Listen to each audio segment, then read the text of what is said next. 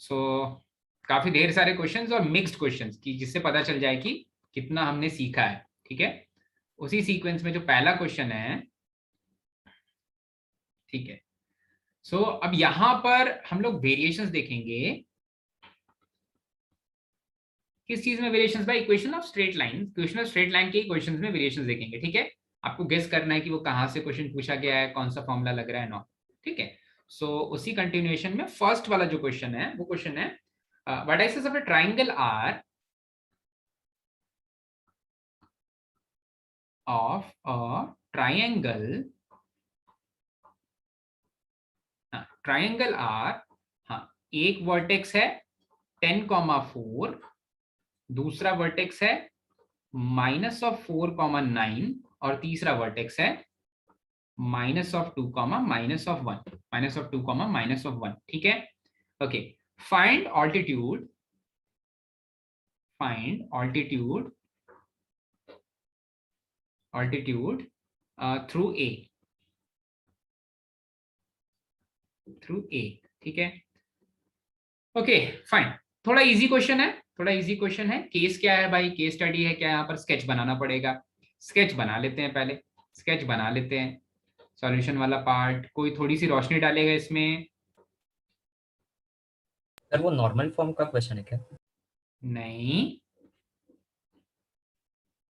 तो देखो, एक पॉइंट गिवन है ए वाला पॉइंट गिवन है 10,4, पॉइंट बी गिवन है जो -4,9। बीसी का लाइन है उसका इक्वेशन लिख के we have to find that perpendicular distance जनना। ठीक है, हाँ ठीक है, वैसा हो सकता है, वैसा हो सकता है।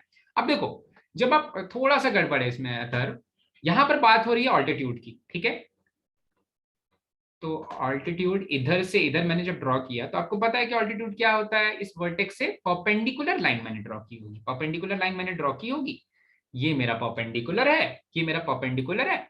ठीक है प्रत्यक्षा, अब आप देखो, जो एडी परपेंडिकुलर मैंने ड्रॉ किया, एडी परपेंडिकुलर, ध्यान से सुनना भाई, ऐसे ध्यान सुनना, पेन खाते हुए सुन। जो एडी परपेंडिकुलर है, अगर मैं एडी का स्लोप निकाल लूं, एडी का स्लोप निकाल लूं, तो क्या एडी का इक्वेशन निकल जाएगा? क्योंकि उसके ऊपर एक पॉइंट तो ऑलरेडी पता है। पता है ना yes भाई, yes पता है ना? श्रेया बोल तो, एडी yes का स्लोप निकालने के लिए क्या करना पड़ेगा? परपेंडिकुलर का केस पर लगाना पहले चाहिए, बीसी M1 का के। स्लोप निकालेंगे ना, m2 m1 =-1। हाँ, तो पहले बीसी का स्लोप निकालेंगे, बीसी का स्लोप निकालेंगे। बेचारे को बोलने नहीं दिए यार तुम लोग, काफी आप लोग एक दूसरे का सहयोग करते हो। ठीक है, सो क्या मैं ऐसे से क्या ही ला रहा है? अगर मान लो मैं ये क्वेश्चन हमें से पूछता तो मैं से कोई आगे बढ़ करके सहायता नहीं करता हमें की। ठीक है, उसके हाल पर छोड़ देते उसको। अब मैं बोल तो, अभी इन्होंने क्या बोला था? अगर मुझे एडी का स्लोप चाहिए, ठीक है, एडी का स्लोप चाहिए, ठीक है, मान लेते हैं अगर एडी का स्लोप एम है, पता चल गया मुझे, तो क्या मैं एडी का इक्वेशन निकाल सकता हूं? हाँ, मैं एडी का इक्वेशन निकाल सकता हूं। ठीक है, ऑल्टीट्यूड का लेंथ नहीं चाहिए, हाँ मैं एडी का इक्वेशन निकाल सकता हूं। ओके फाइन, पर एडी का स्लोप कैसे मिलेगा? तो बीसी के परपेंडिकुलर है। ठीक है, बीसी का स्लोप क्या हो जाएगा भाई? y2 - y1। हमें हंसी हंसी आ रही है मुझे भी। हाँ ऋषिकेश, तो समय आ चुका है कि सभी की सहायता की जाए। ठीक है, हंसी तो किसी और वजह से आ रही थी, आई गेस तुम लोग भी समझ चुके हो। पर ऋषिकेश कहाँ है भाई? थोबड़ा दिखेगा क्या? हाँ, सबसे ऊपर ही है। तो ऋषिकेश, अगर बीसी का स्लोप चाहिए, सीबी का स्लोप चाहिए, तो सीबी का स्लोप कैसे निकालेंगे हम? We'll apply that m1 minus m upon हाँ 1 हाँ, plus मैं बीसी बोलता हूं, तो स्लोप ऑफ बीसी क्या हो जाएगा भाई? दूध की हल्की सी हंसी है, रोक नहीं पा रहा है। तुम लोगों के जो सोच है ना, वो काफी स्वयं सक्षम है। ठीक है, बोलो बोलो, बोल ऋषिकेश, मैं तुझे अब रोकूंगा नहीं। सोचना पड़ेगा थोड़ा, बीसी का स्लोप कैसे निकाला जाए। सो 9 minus of 1 that is 9 + 1 divided by -4 -2 that is -4 + 2। ठीक है, ये हो जाएगा 10 डिवाइडेड बाय -5। माइनस, हाँ माइनस, तुरंत निकाल दिया भाई। देखा, जब दोस्ती के ऊपर बात आई, और मैं और ऋषिकेश की दोस्ती तो अटूट है भाई। ठीक है, अब देखो, अगर स्लोप ऑफ बीसी पता चल गया तो m × slope of BC will be equals to -1, क्योंकि दो परपेंडिकुलर लाइंस के जो स्लोप्स होते हैं उनका प्रोडक्ट होता है माइनस, आज ही तो पढ़ा, ठीक है। अब यहां से मैं ये चीज बोल सकता हूं कि m की वैल्यू हो जाएगी -1 divided by slope of BC, that is -5, मतलब m की वैल्यू हो जाएगी 1/5। और अगर मुझे m की वैल्यू मिल जाए, अगर मुझे AD लाइन का स्लोप मिल जाए तो AD लाइन भी मिल जाएगी। तो AD लाइन के लिए क्या करना पड़ेगा भाई, y माइनस y1, हाँ पॉइंट A रख देंगे, y minus y1 is equals to slope times of m times of x minus x1, slope times of. अब उसको इधर उधर करके सही करके लिख सकते हो, तो वो तुम्हारे ऊपर है, आपके ऊपर है, आपकी भक्ति श्रद्धा इन चीजों के ऊपर है। सीधा सीधा जहां सोच वहां शौचालय, ठीक है भाई। तो ये वाली चीज क्लियर हो गई सभी को, आगे बढ़ जाए हम। यस यस ठीक है, तो एक तरह का ये वेरिएशन है क्वेश्चन में भाई कि आपको परपेंडिकुलर लाइंस के condition of parallelism perpendicularity use करना पड़ता है। नेक्स्ट क्वेश्चन पे आ जाते हैं जो थोड़ा सा अलग सा क्वेश्चन है। Okay, find the ratio in which the line segment, find the ratio in which the line segment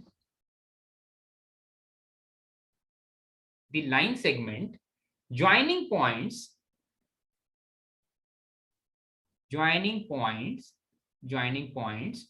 2, 3 and 4, 5 is divided by the line joining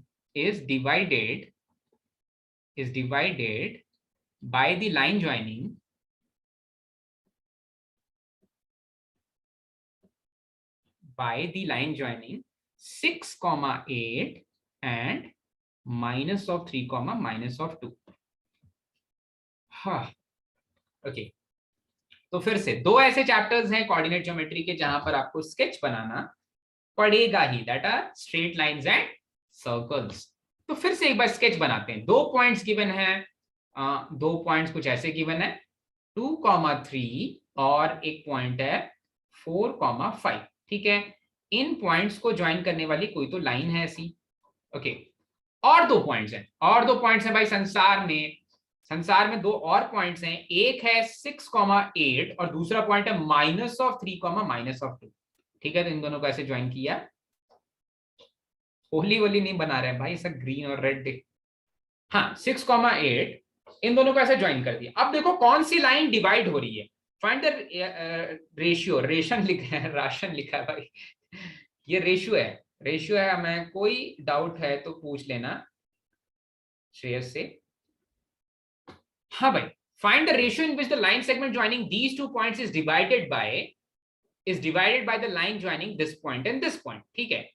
तो रेशियो आ रहा है, AB का आने वाला है, CD का आने वाला, बताना ये AB है और ये CD है। तो रेशियो किसका देने वाला है, रेशियो किसके रेशियो की बात हो रही है, AB के रेशियो की बात हो रही है। AB के लिए तो AB का रेशियो मैंने ले लिया λ/1, ठीक है। लैम्डा की वैल्यू निकालनी है, AB is being divided by line segment CD और line joining point C and D in the ratio λ/1, ठीक है। तो अब ट्रिक क्या है इसमें मुझे क्या करना पड़ेगा, मुझे पहले इन दोनों का इक्वेशन लिखिए, इंटरसेक्टिंग पॉइंट लिखना पड़ेगा ना। दो इक्वेशन ऑफ लाइन को इक्वेट कर देंगे और एक पॉइंट लंबा हो जाएगा, बिल्कुल सही बोल रहे हो। जब मैं दोनों का इक्वेशन लिखूंगा तो दोनों का equation ax + by + c, ax + by + c, उससे वो पॉइंट निकाल लूंगा और उस पॉइंट से मैं ये पता कर लूंगा किस रेशियो में डिवाइड हो रहा है, ठीक है। पर अगर ये पॉइंट अभी नंबर्स में गिवन है, अगर पॉइंट थोड़े और कॉम्प्लेक्स हो जाए ना, √3, √2 ऐसा, तो थोड़ा सा मुश्किल हो जाएगा वो पॉइंट ऑफ इंटरसेक्शन निकालना, ठीक है।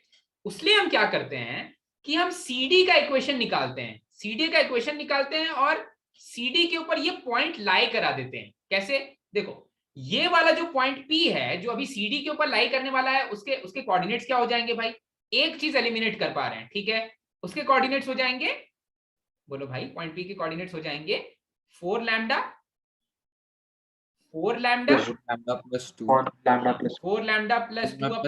+ 1 और दूसरा वाला हो जाएगा 5 λ + 3 अपॉन लैम्डा प्लस 1। ठीक है, ये वाला पॉइंट P, ये पॉइंट P कैसे मिला भाई? इस रेशियो से पता चल गया। अब ये वाला जो पॉइंट P है, ये line joining line segment CD या line joining point C and D से पास कर रहा है। तो जो लाइन C और D से पास करने वाली है वो लाइन का इक्वेशन देख लेते हैं भाई। अच्छा, इसमें भी तो दोनों ही पॉइंट्स यूज हो जा रहे हैं। ठीक है, सो जो लाइन ज्वाइनिंग C और D है उस लाइन का इक्वेशन हो जाएगा y minus y1 is equals to y2 minus y1 divided by x2 minus x1, ठीक है, times of x minus x1।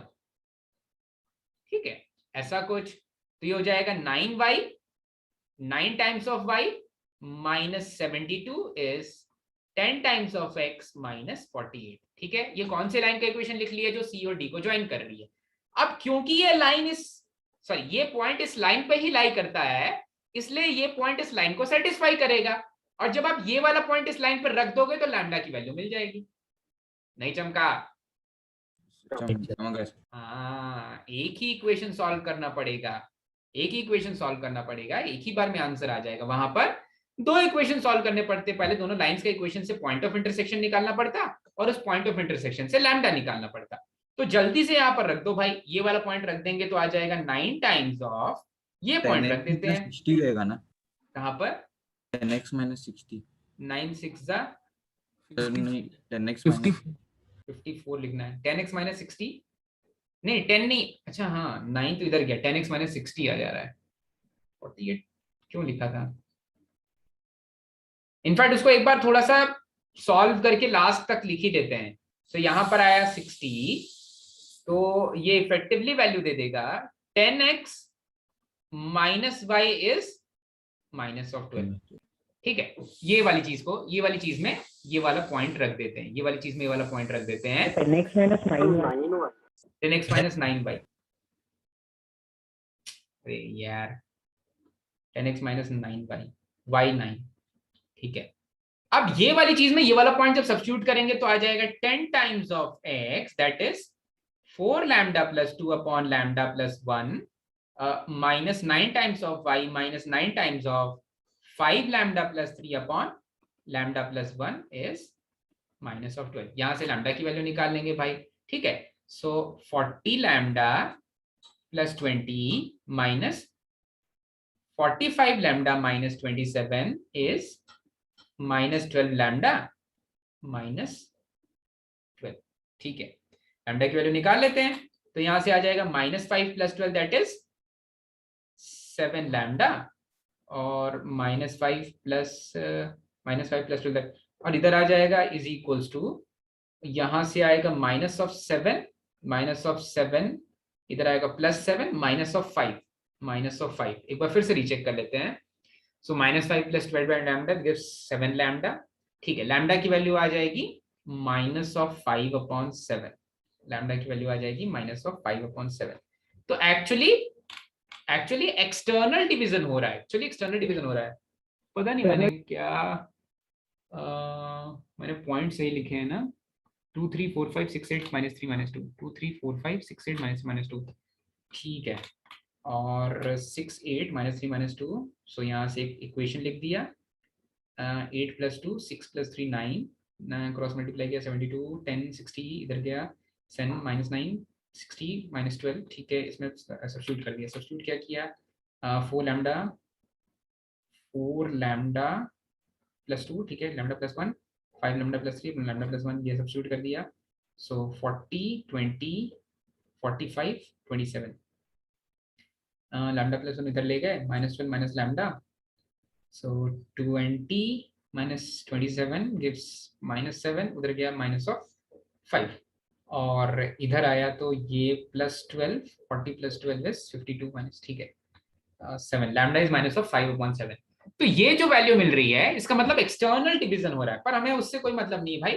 That point,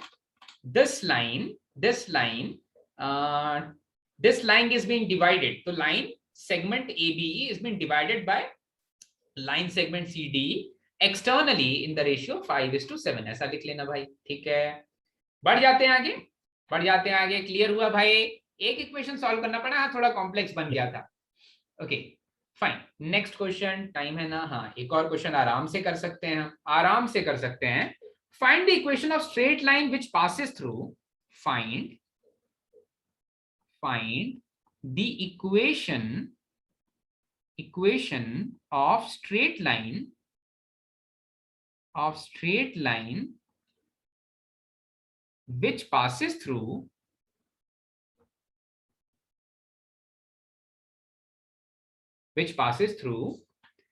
point 3, 4,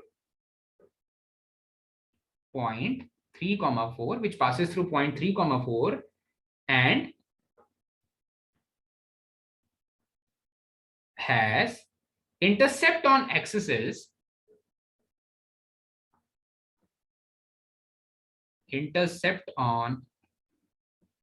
अच्छा, ये आप इसको क्या ऐसे प्रोनाउंस करते हो? इसको क्या प्रोनाउंस करते हैं? मैं गलत करता हूं actually. Axes, axes, okay fine.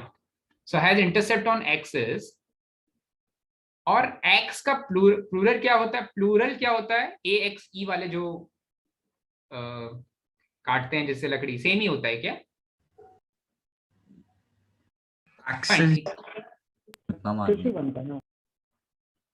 Access,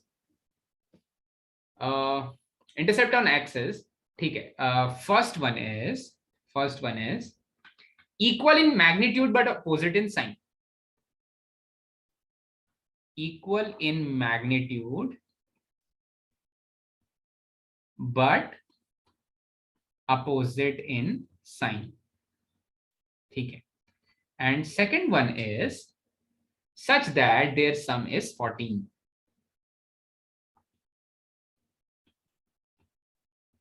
Their sum is 14, ठीक है। सो स्ट्रेट लाइन जो है वो इस पॉइंट से पास हो रही है, और मैं पहले वाली कंडीशन देखता हूं, उसमें उसके जो इंटरसेप्ट हैं एक्सेस पे, उनका जो मैग्नीट्यूड है वो इक्वल है पर साइन अपोजिट है, ठीक है। चलो बहुत अच्छे। तो जो पहले वाले केस को डिस्कस करेंगे, पहले फर्स्ट वाले क्वेश्चन के केस को डिस्कस करेंगे, तो मुझे ये चीज पता है कि अगर वो लाइन का इंटरसेप्ट फॉर्म की बात कर रहा है, लाइन के इंटरसेप्ट फॉर्म की बात कर रहा है, तो मैं क्या लिखूंगा? x by a plus y upon b is equals to 1, ठीक है। अब ध्यान देना, इस पॉइंट से पास कर रहा है, ये पॉइंट इंटरसेप्ट नहीं बना रहा, 3 और 4 का इंटरसेप्ट नहीं बन रहा है। कंडीशन क्या है भाई? कि इंटरसेप्ट्स का जो मैग्नीट्यूड है एक्सेस पे, वो मैग्नीट्यूड एक दूसरे के अपोजिट साइन वाले हैं। तो एक्चुअली b की वैल्यू माइनस ऑफ a के बराबर बोल सकते हैं भाई, ठीक है। एक्चुअली b की वैल्यू माइनस ऑफ a के बराबर बोल सकते हैं। तो जो इक्वेशन ऑफ स्ट्रेट लाइन हो जाएगा वो हो जाएगा x plus y, not x plus y, क्या करते हैं,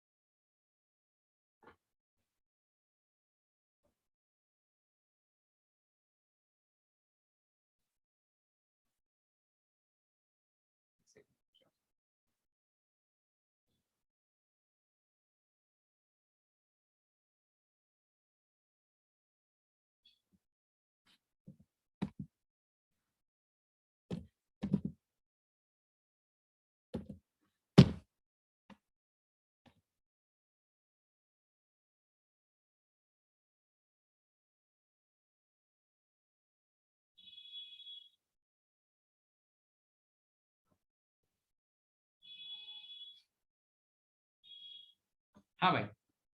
सो यहां पर ऐसे लिख सकते हैं, इसको लिख सकते हैं x divided by a minus of y divided by a only is equals to 1, minus of y divided by a only is equals to 1, ठीक है। तो इसका मतलब x minus y is equals to a, ये मेरी line का equation होने वाला। और कंडीशन क्या है? पहली वाली कंडीशन ले रहे हैं, जब इंटरसेप्ट्स का मैग्नीट्यूड तो बराबर है पर एक दूसरे से साइन अपोजिट है, ओके। अच्छा भाई, पर क्योंकि वो लाइन सेटिस्फाई करती है 3,4 को, इसलिए x और y की जगह पर, वो वेरिएबल पॉइंट्स है उनकी जगह पर मैं 3,4 रख सकता हूं, ठीक है। सो x की जगह पर 3 रख देंगे और y की जगह पर 4 रख देंगे तो a की वैल्यू मिल जाएगी, ठीक है। a की वैल्यू है -1। अगर a की वैल्यू -1 है तो लाइन का इक्वेशन क्या हो जाएगा? लाइन का इक्वेशन हो जाएगा x by +1, sorry x by -1 plus y by, अरे यार क्यों कर रहा हूं, a की वैल्यू है -1 तो डायरेक्टली वहां पर a की वैल्यू रख देते हैं, मैं उसको अच्छे से सजा के लिखना चाहता था। सो ये हो जाएगा x minus y is equals to -1। ये मेरी इक्वेशन ऑफ स्ट्रेट लाइन हो जाएगी, ये मेरी इक्वेशन ऑफ स्ट्रेट लाइन हो जाएगी भाई। क्लियर है? ये तो आसान था, ये आसान था। नेक्स्ट वाले पे आ जाते हैं। नेक्स्ट वाले में क्या बोल रहा है भाई? सेकंड वाला, इसी का जो सेकंड वाला पार्ट है जल्दी से कर लेते हैं, आसान ही है, आसान ही है, आसान ही है। अब जो सेकंड वाला पार्ट है उसमें बोल रहा है इंटरसेप्ट्स का सम 14 है, मतलब a प्लस बी की वैल्यू 14 है। That means that value of a plus b is 14, ठीक है। तो इक्वेशन क्या हो जाएगा? x divided by a plus y divided by b होता इज इक्वल्स टू 1 होता, पर अब बोल रहा है कि क्योंकि a प्लस बी की वैल्यू 14 है तो b की वैल्यू 14 माइनस a है, और अगर b की वैल्यू 14 माइनस a है तो ये ऐसा हो जाएगा x divided by a plus y divided by 14 minus a is equals to 1। फिर से आप बोलोगे सर ये लाइन पर भी 3,4 तो लाई करता ही है, अगर 3,4 इस लाइन पर भी लाई करता है तो मैं ऐसा लिख सकता हूं 3 upon a plus not y plus 4 upon 14 minus a plus 4 upon 14 minus a, this will be equals to 1, ठीक है। और अब यहां से दो वैल्यूज एक ही आने वाली, मतलब ऐसे दो लाइंस बनने वाली, ठीक है। तो ये दे देगा 42 minus 3a plus 4a is equals to 14a minus ये स्क्वायर, ये मैंने क्रॉस मल्टीप्लाई कर दिया भाई। So 42 plus a is equals to 14 minus a square. थोड़ा सा सॉल्व कर लेते हैं, तो यहां से दे देगा, कुछ तो एक a छूट रहा है मेरा, 42 ही बन रहा है क्या? हाँ, इधर 14a बन रहा है। सो यहाँ पर लिख देता हूँ, यहाँ पर लिख देता हूँ, ठीक है, 14a माइनस a स्क्वायर।